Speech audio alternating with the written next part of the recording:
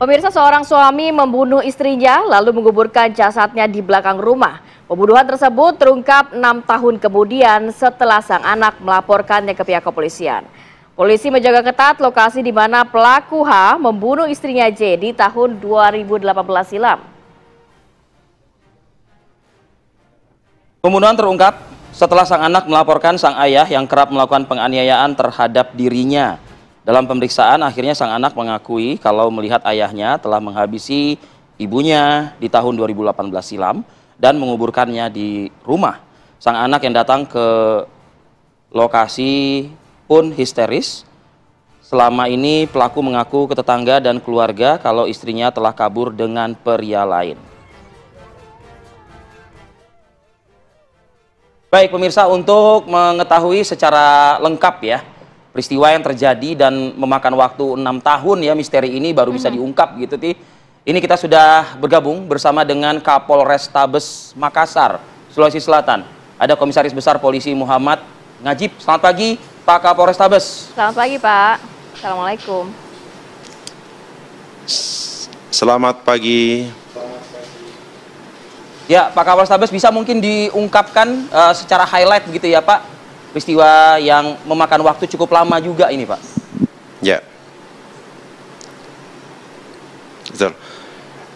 Jadi pertama, mendasari kepada laporan polisi pada tanggal 13 April 2024 bahwa ada seorang anak yang dilakukan penganiayaan yang dilakukan oleh orang tuanya. Kemudian setelah itu ternyata juga dari anak tersebut melaporkan juga terkait adanya tindakan kekerasan yang dilakukan oleh bapaknya kepada ibunya yang terjadi pada tahun 2017.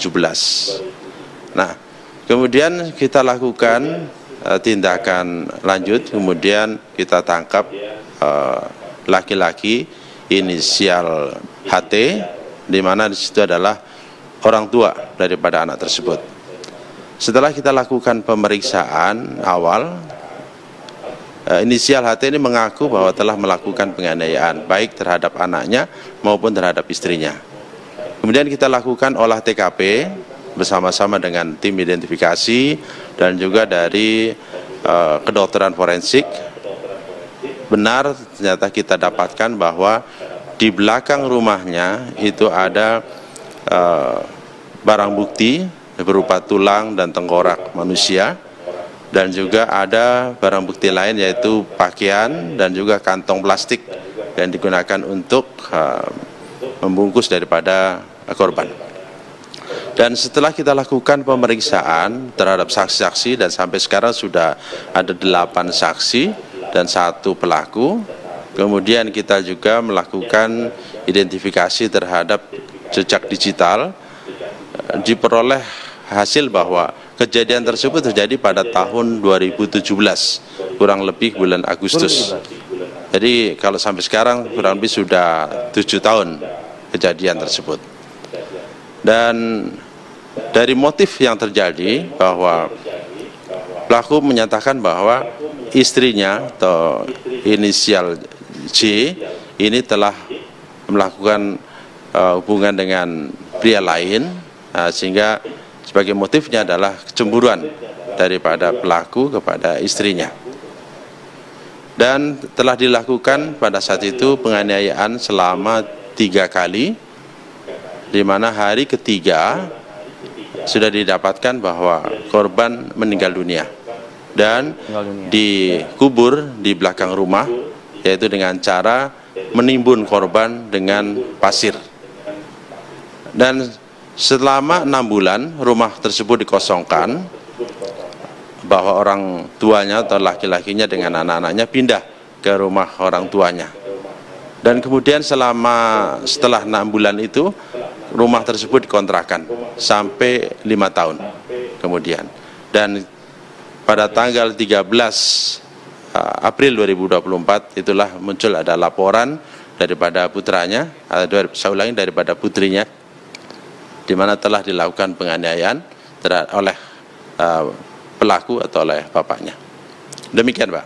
apakah selama hampir 7 tahun itu Pak Kapolres Tabes, anak ini ada intimidasi atau ancaman dari sang ayah? Karena baru di April 2024 ya, sang anak berani melaporkan, membuat kesaksian di hadapan kepolisian.